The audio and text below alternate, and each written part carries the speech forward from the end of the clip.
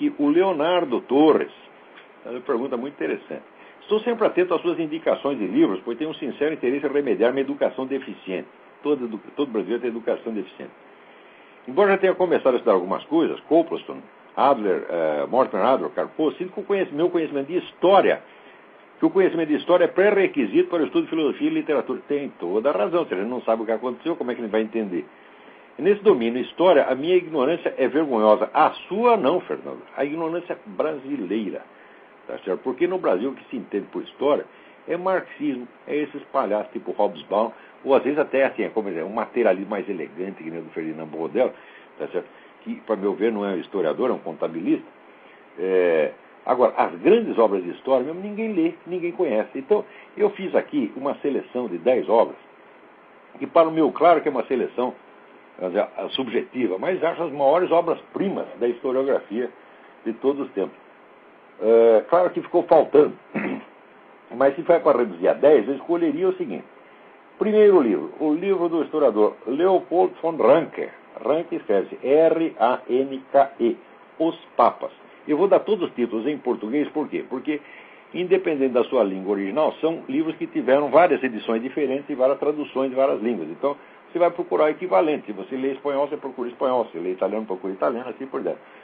O livro chama-se Os Papas, a história dos Papas.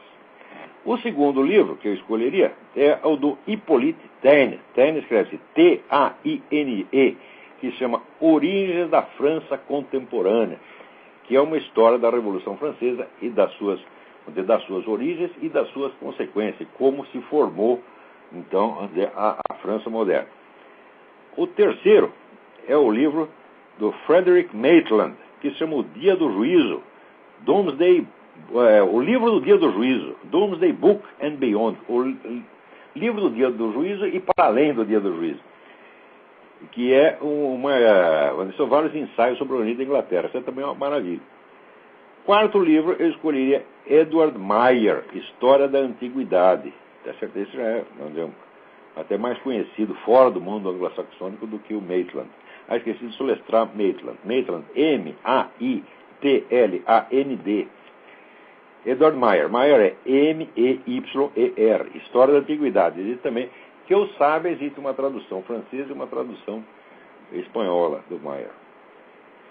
Quinto, o Jacob Burckhardt. Esse já é mais conhecido, né? A Civilização da Renascença na Itália. Eu acho que isso tem uma edição uma edição portuguesa.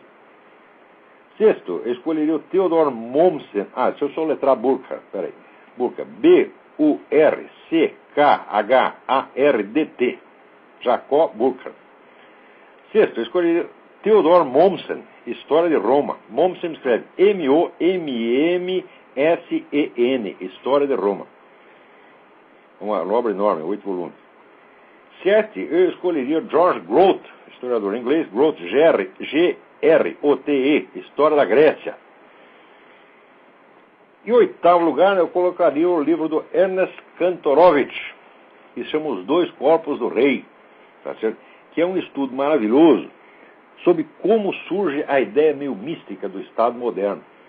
Como é que toda a concepção do Estado moderno surge de uma ideia perfeitamente idiota que se desenvolveu, foi se desenvolvendo na Idade Média, de que a pessoa do rei tinha dois corpos. Ele tinha um corpo biológico, um corpo anatômico, e tinha um corpo político, o qual era imortal. Então a mesma pessoa do rei tinha dois corpos. Desta ideia surge o Estado moderno. Sei que a ideia do Estado moderno é toda maluca também. Kantorowicz escreve-se K-A-N-T-O-R-O-W-I-C-Z. Ernest Kantorowicz, Os Dois Corpos do Rei.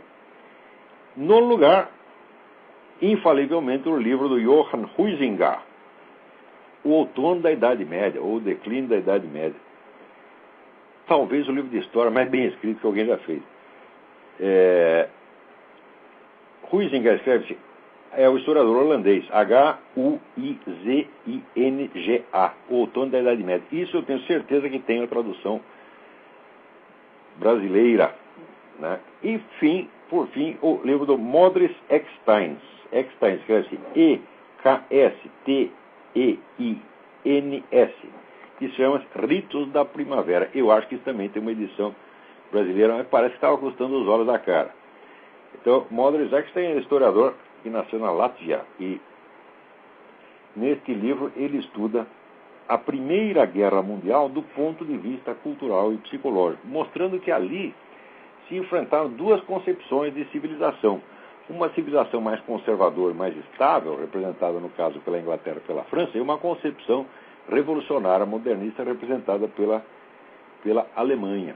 E que a derrota militar da Alemanha não significou a derrota concomitante da mesma mentalidade modernista revolucionária, mas ao contrário. Você perdeu no campo militar, mas ganhou no campo cultural e psicológico. Então, esses são os 10 livros de história que eu mais gostei na minha vida. Eu posso estar enganado, mas existem muitos historiadores de profissão, eu creio até que a maioria deles concordaria que esses 10, se não são os absolutamente melhores, estão entre os melhores. Claro que se a gente põe somente 10, a gente sempre comete alguma injustiça. Eu, por exemplo, não coloquei aqui os livros da Regine Pernoud, entre os quais A Mulher no Tempo das Catedrais. É um livro maravilhoso. Tá certo? Também não coloquei a famosa biografia de Frederico o Grande, da Prússia, pelo Thomas Carlyle. Tá certo? Mas se quiser, pode pôr na lista e daí fica 12. A Mulher nos Tempos das Catedrais, de Regine Pernoud. Pernoud escreve P-E-R-N-O-U-D. E a história de Frederico o Grande, por Thomas Carlyle. Carlyle é C-A-R-L-Y-L-E. Muito bem. Então, espero ter respondido aqui a esta questão.